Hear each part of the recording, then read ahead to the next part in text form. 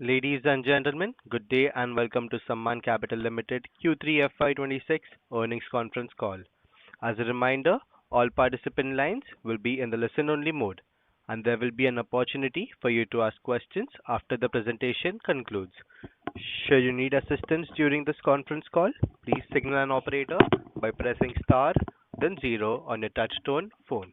Please note that this conference is being recorded. I now hand the conference over to Mr. Aryan Sumra. Thank you, and over to you, sir. Thank you. Good evening. I welcome you all to the Q3 and FY26 earnings conference call for Sammaan Capital Limited. To discuss this quarter's business performance, we have from the management, Mr. Gagan Banga, Managing Director and CEO, along with other senior management. Before we proceed with the call, I would like to mention that some of the statements made in today's call may be forward-looking and may involve risk and uncertainties. For more details, kindly refer to the investor presentation and other filings that can be found on the company's website. Without further ado, I would like to hand over the call to the management for the opening remarks, and then we can open the floor for Q&A. Thank you, and over to you, sir.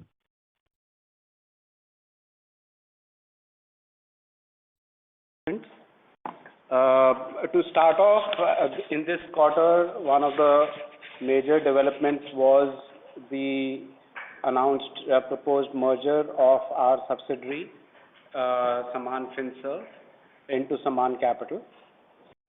Post the announcement of the proposed preferential allotment to IHC, this was the next logical step. The consolidation of our lending business and distribution will enable Sammaan Capital to offer a full suite of mortgage-backed loans, and as we had mentioned the last time, expand the portfolio to other type of loan assets for mid-market to low-income India. It will create a structure which will allow Sammaan Capital to pursue the loan products.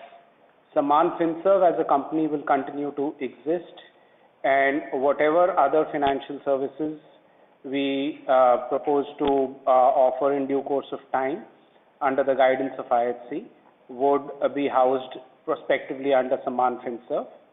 And then we have our AIF platform, which has already built a track record of having lent approximately 6,200 crores and having given good returns to investors, and having experience of lent in the top 8 cities.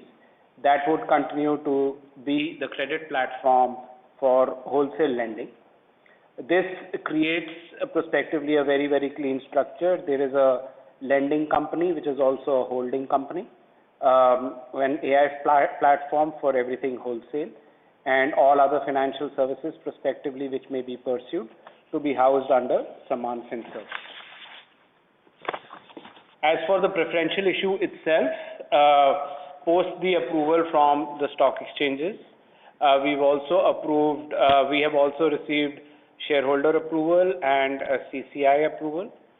We await RBI approval for the preferential allotment and SEBI approval for the open offer. Post that, it will take about 15 days to post the approvals to be received. It will take about 15 days for the shares to get allotted and the monies to be received by the company. We believe that the merger of Sammaan Finserv, proposed merger of Sammaan Finserv, is facilitating an expeditious approval from both the RBI and SEBI. Both IHC and Sammaan Capital Management are actively engaged with the regulators for the necessary approvals, and we are very optimistic that this process has now entered its final stages. Moving on to the financial performance of the company. Year on year, the net worth has increased by approximately 2,000 crores and stands at about 22,423 crores. The growth AUM stands at about 44,000 crores. The profit after tax for the quarter came in at 314 crores versus 302 crores. Gearing is stable at about 2.2 times. Gross and net NPAs are also stable at 1.2 and 0.7 times. On a 9-month basis, we made approximately 957 crores of PAT, Last year, if you recollect, we had a consolidated loss reported in the September quarter. So the consolidated loss 9 months was 2,132. Versus that, we have a net profit of 957 crores. Everything else is the same. Asset quality, as I said, remains stable. At the end of financial year 25, our gross NPA was at 1.3%, which is now at 1.2%. Net NPA was at 0.8%, which stands at 0.7%. As we await approvals, we continue to focus on mortgage loans and the asset-light strategy. The idea is to use this time to continue to focus more and develop technology and deeper skill sets, or more automation around credit and other processes. The product suite for now is consistent as it has been with the past. The only difference is that earlier we were pursuing the affordable lending opportunity in Sammaan FinServe. Now everything has been consolidated into Sammaan Capital. So Sammaan Capital has 4 products: home loans for the prime segment at 30 lakh of rupees, LAP loans at 75 lakh of rupees, and then the affordable product where home loans are at 15 lakh of rupees and LAP loans are at 25 lakh of rupees. At this point in time, there is no deviation from our asset-light strategy. New co-lending regulations have become effective from 1st January. I had shared with you earlier that the scope of the co-lending arrangement is much wider than the earlier model of co-lending, and now it is not restricted to just priority sector. It is far more inclusive. It covers all types of loans. All types of financial entities are eligible, so we can do business with banks, NBFCs or HFCs, all India financial institutions. Prospectively, as we transform ourselves in the new regime of having a promoter as IFC, this can also become a very interesting model for us to acquire assets. That will happen when it happens. For now, this continues to be a mechanism where we are integrated with banks. The first 2 quarters would be relatively slow as we continue to successfully operationalize the co-lending arrangement framework with a variety of banks. We've done it with a few banks where we are already technically integrated, and business volumes have started in the month of Jan itself, and they will pick up month on month to come back to original levels by about May or June of this year. The continuity is fairly seamless with all the partners, and once all of the tech kicks in, we expect on an operating basis something like a 15 to 18% cost saving in the business that we do on an OPEX basis. The technology platform also relies itself on the e-mortgage platform that we had created back in 2017-18, which we have continued to improve on. And what we have functional is a complete digital lead onboarding system, a digital KYC and document upload system, digital banking for bank statement analysis, and everything else that we need to do a credit appraisal, which leads itself to a digital underwriting process, and now a digital disbursal process also, where there are e-payment gateways, e-signing is already happening, and e-insurance is also happening. Sammaan Capital, along with all of its vendors and partners, continues to work with now banks to make sure that this entire system is integrated, and month on month we expect the business volumes to keep increasing to steady again by May, June of next year. We will continue to slowly focus on expanding our branch network, and once the investment process is over, we will continue to rapidly expand the branches. For now, we are consolidating our operations and focusing more on technology and all of that internal work before we start spreading our wings. The retail mortgage business, the quality of that business continues to be stable. The NPAs, etc., are also stable. If you flip over to page 15, the performance of the pools that we have sold down, either under direct assignment or pass-through certificates or co-lending arrangements of roughly 1 lakh crore. That 1.03 lakh crore now stands at about 17,000 crores. So about 85,000 crores of loans have come back to our partner banks and financial institutions, and the 90 days past due is all of 0.54%. This is a brilliant moat that the company has created for itself. It has done this at scale with a large number of players, and this would continue to remain a key part of our strategy even going forward under IFC. The other priority that the company has had is the rundown of the legacy loan book. Even though there have been extremely good developments over the last 2-3 months, that has not made us move our eye away from that. This year we've already done net collections of about 5,000 crores while maintaining the overall asset quality, and I'm quite optimistic, as it was last year. The fourth quarter would be a bumper quarter in cash collections and recoveries. Just earlier this week, we've had major progress in a couple of large recoveries on the IBC front. I'm sure that is going to have a very significant contribution to our numbers in quarter 4 and quarter 1 of this year. On the ALM side, we remain reasonably stable. This has been an area of strength for the company from a place where this was right up there in everyone's attention. While it may have fallen off the attention of the market, this remains an area of high focus for the management, and we continue to remain fairly well-matched asset liability maturity organization.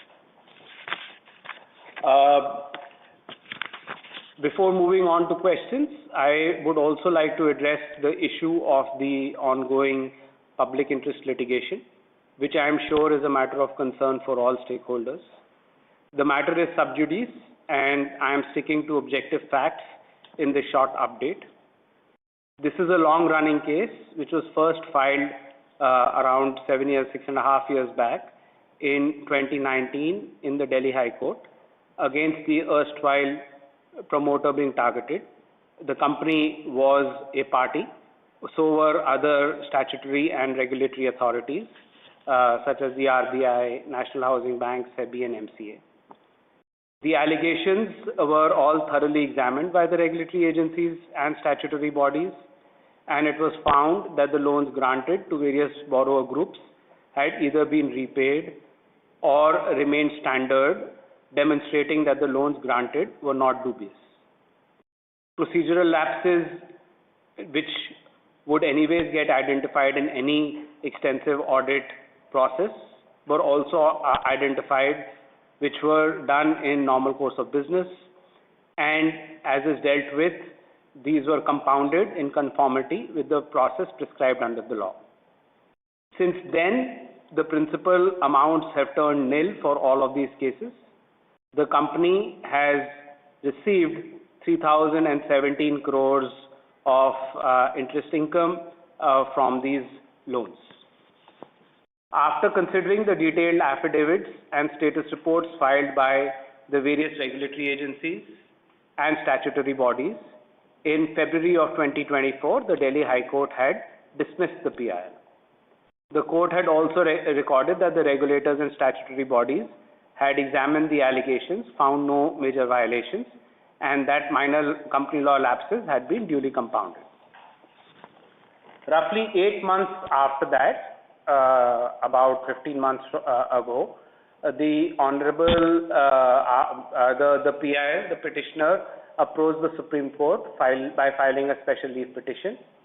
At this stage, as the matter was heard, the Central Bureau of Investigation and Enforcement Directorate, who were not parties, before the original PIL in the Delhi High Court were also added as respondents by the petitioners. The respondent regulatory agencies and statutory bodies, namely Reserve Bank of India, National Housing Bank, MCA and SEBI, in fresh affidavits before the Supreme Court, again reiterated that multiple inspections, audits and special audits were conducted on Sammaan Capital, where it was found that loans granted to various borrowers repaid or remained standard, demonstrating that the loans were not dubious. CBI in its affidavit also confirmed that none of the loans availed by the company had ever been declared as NPA or fraud, and therefore there is no loss caused to public monies in loans granted by the company. These loans, which are subject matter of the PIL, were sanctioned during a period where Mr. Sameer Gehlot was the executive chairman and thus the head of the company, and he was also the controlling shareholder and promoter. In this regard, the Honorable Supreme Court had also clarified via its order 19th November 2025 that as far as the company is concerned, they are not expressing any opinion on the allegations. Since 2023, the company is no longer associated with Mr. Gehlot. This is in public domain. He is no longer the promoter of Sammaan Capital after an elaborate process of depromoterization. He is not on the board. He has not been a shareholder since 2023 and is therefore in no way associated with Sammaan Capital directly or indirectly. The allegations are against Mr. Gehlot. They cannot be attributed to Sammaan Capital. The company has also, from a materiality of distancing itself, even sold the brand name Indiabulls back to Mr. Gehlot's companies. Sammaan Capital is not privy to any transaction that may have existed between Mr. Gehlot and his privately held companies and the borrower groups mentioned in the PIL. The allegations of quid pro quo cannot be attributed to Sammaan Capital and or its officers, and that is the way I believe the matter is progressing. Following the information provided by the Enforcement Directorate, Delhi Police lodged an FIR to investigate and this is important, the quid pro quo transactions between Mr. Gehlot and the corporate entities, namely AmeriCorp, Reliance ADAG, DLF, Vatica, etc. CBI in its affidavit filed before the Supreme Court has clearly stated that all the transactions were done to cause a wrongful loss to the company, thus the company is a victim. The CBI has also submitted that there is no need to constitute an SIT as of now. From a perusal of the affidavits filed by the CBI, Delhi Police, EOW, etc., and the various other authorities, it emerges that the investigations are being conducted against the erstwhile promoter and 5 corporate groups, entities who have availed the loan facilities. As per media reports, it also emerges that investigations are being conducted against the erstwhile promoter and the said corporate entities who had availed the loan facilities. No financial loss, this is again very, very important, is possible as an outcome of this PIL to the company, which is Sammaan Capital, given the regulatory closures, loan repayments, and the fact that the company has already earned over 3,000 crores of interest and has no principal exposure outstanding to any of the loans mentioned in the PIL, not even a single rupee. The company is represented by leading legal stalwarts, and they have also opined for the company that we are on a solid wicket as far as merits are concerned. I am certain the stakeholders have been anxious on any fallout of the proceedings of the PIL matter on the preferential issue of controlling stake to IHC. As is but logical, in any such transaction, Board approvals for the transaction and signing of the share subscription agreement are done following a comprehensive due diligence process, including legal due diligence.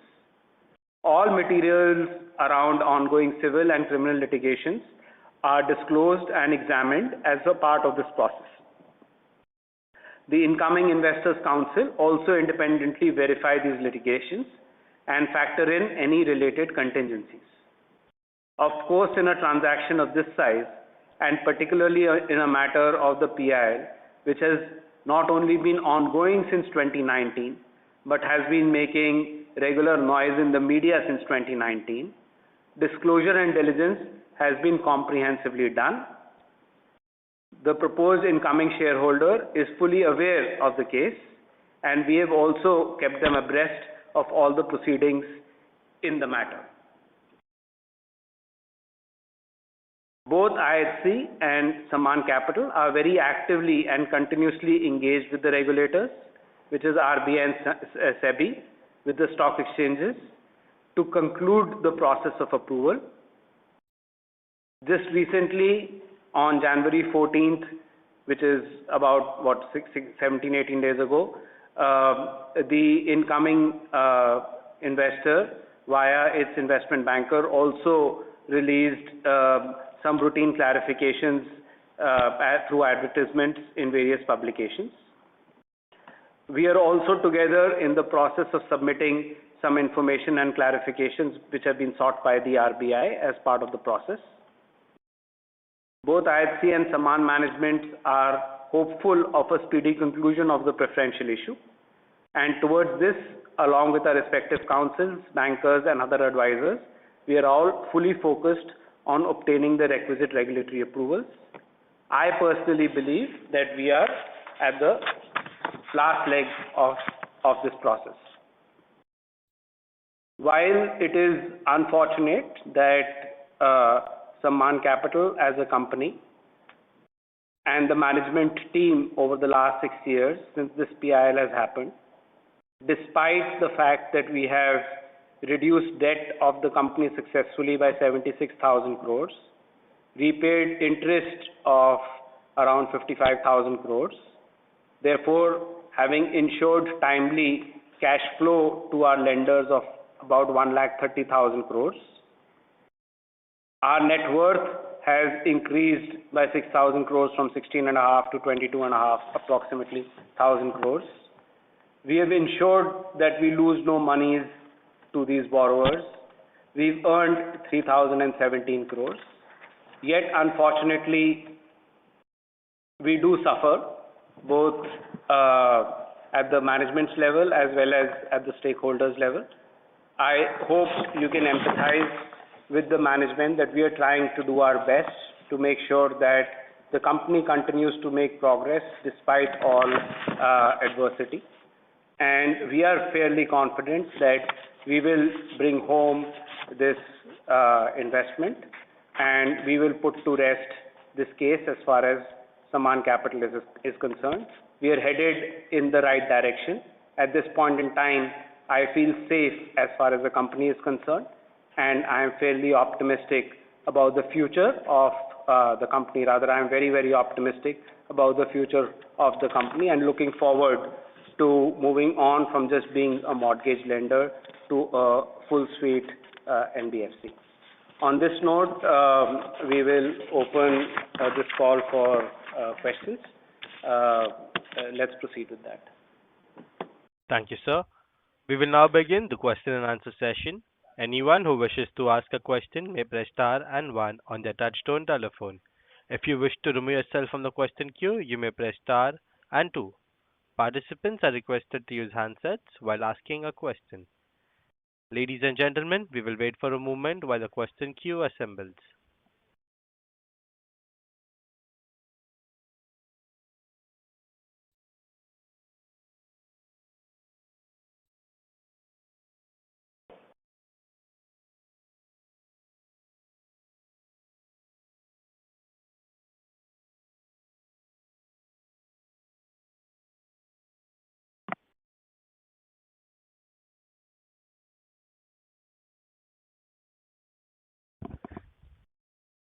first question is from the line of Amish Kanani from Novice Investments Manager.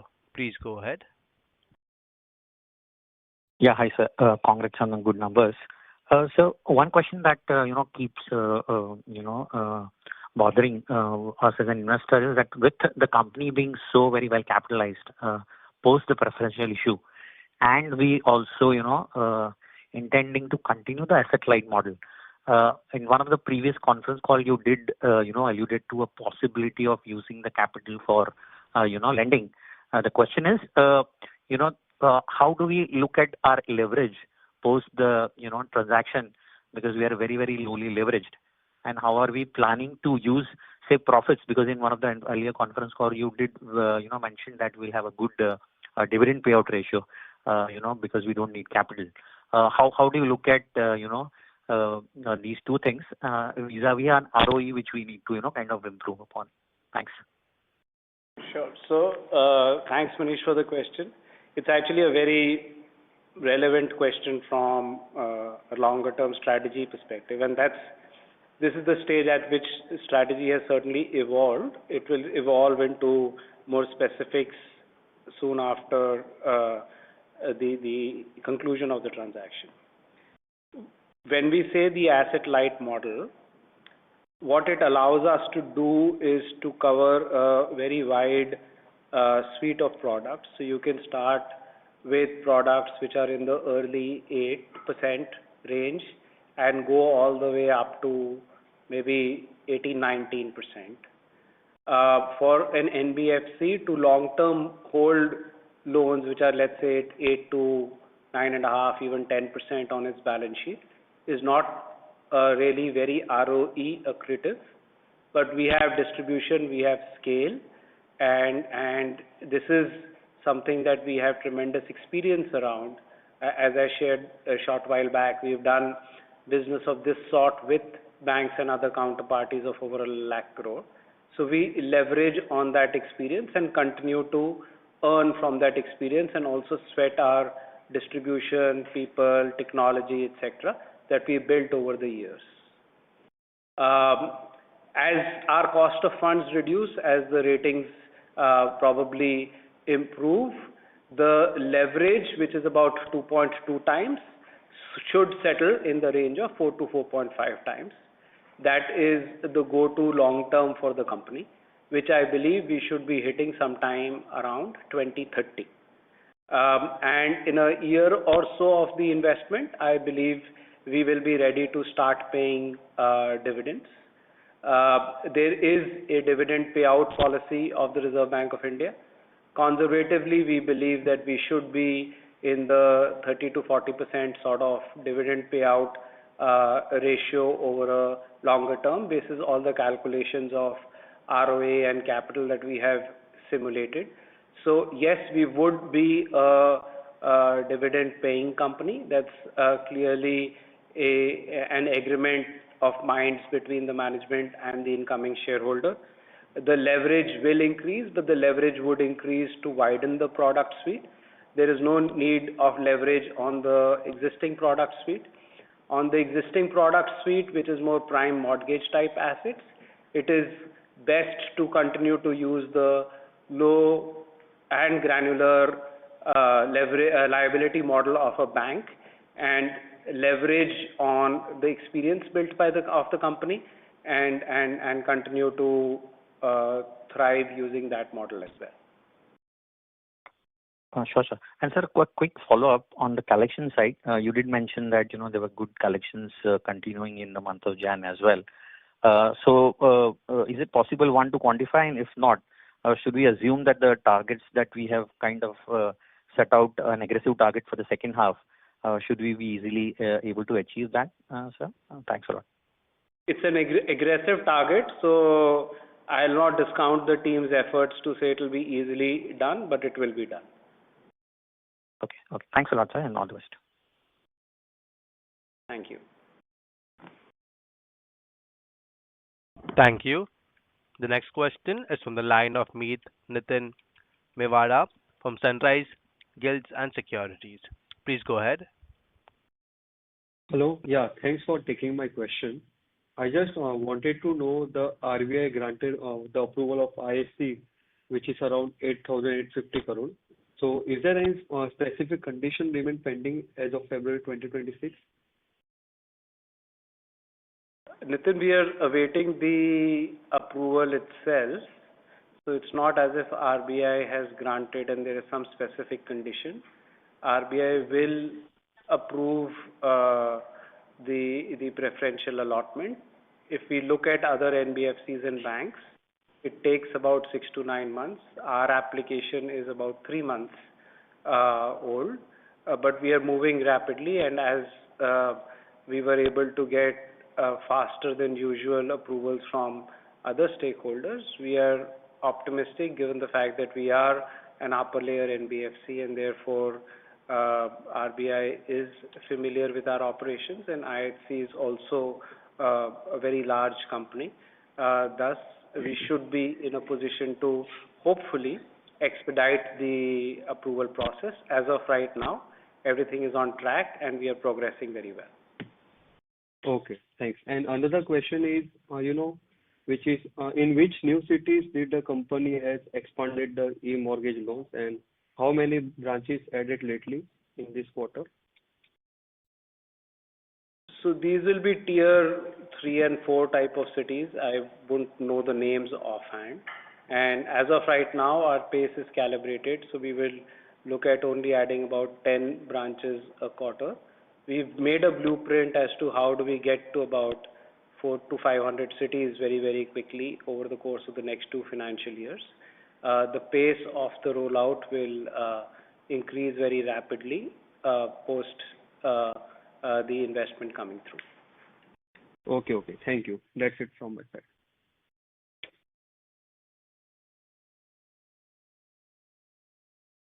Thank you. The next question is from the line of Sambit Roy from Credit Analyst. Please go ahead. Hi, thank you for taking my question, and congratulations on the quarter. I have 2 questions. One would be, would you give any projections or any guidance for the next 2-3 years on the lines of the revenue and the cost of credit?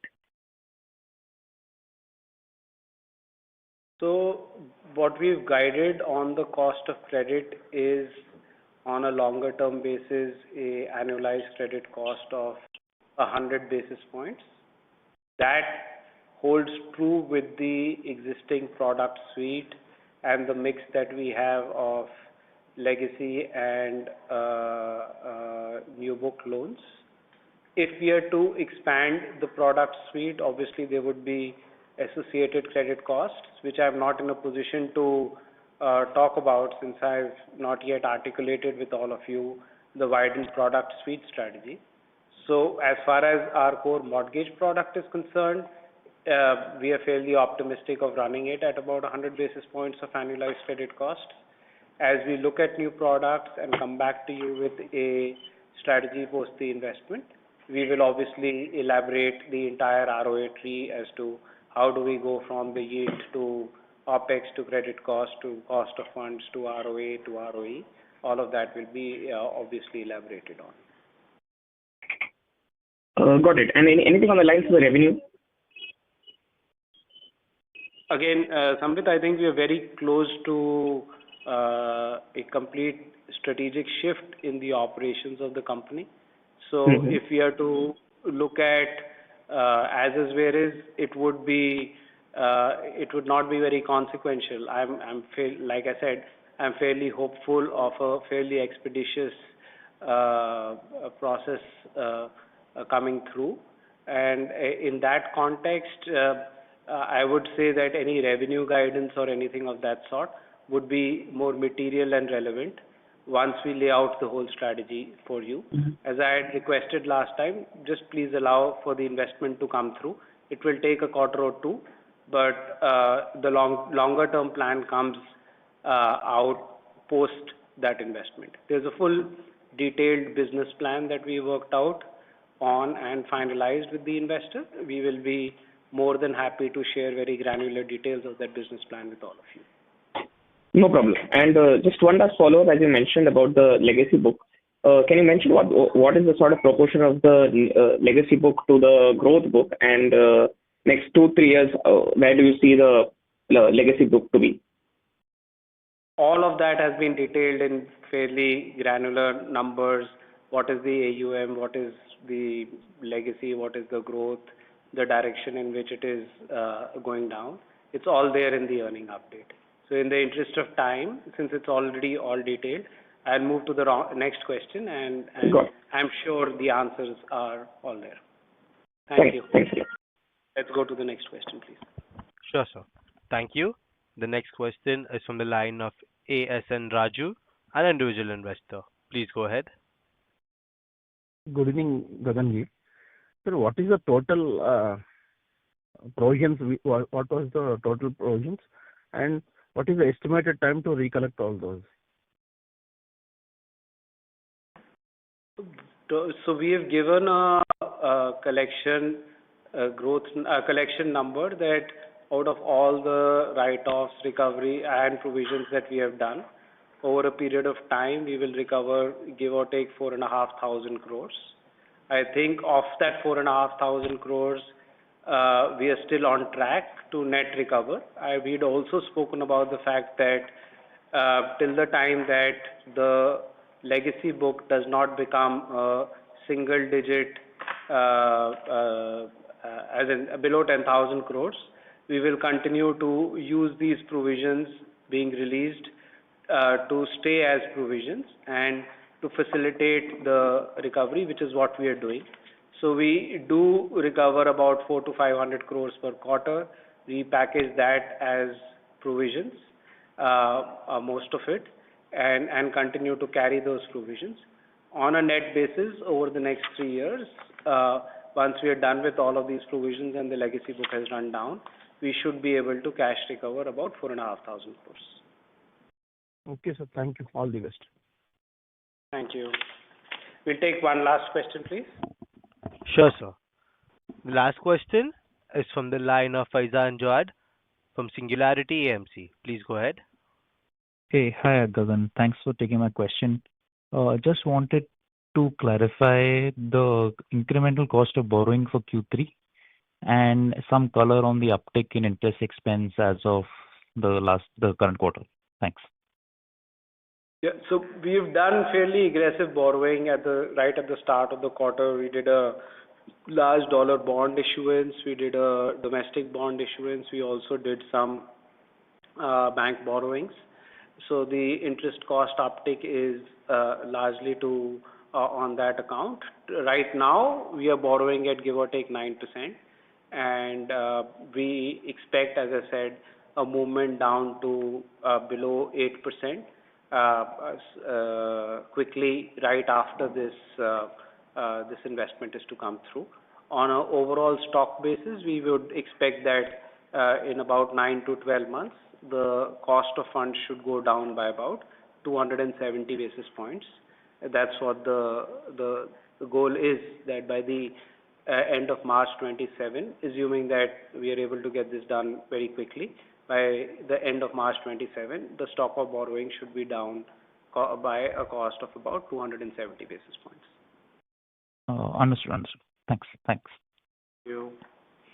Thank you, everyone, for patiently listening to us, for your support, and I hope to get back to you probably much before the next quarter's release with an update on the investment and the plans thereafter. Thank you. Thank you. I now hand the conference over to Mr. Aryan Sumra for the closing comments. Thank you. I would like to thank the management for taking their time out, and I would also like to thank all the participants. If you have any queries, feel free to contact us. We are MUFG, Investor Relations Advisors to Sammaan Capital Limited. Thank you. On behalf of Sammaan Capital Limited, that concludes this conference. Thank you for joining us. You may now disconnect your lines.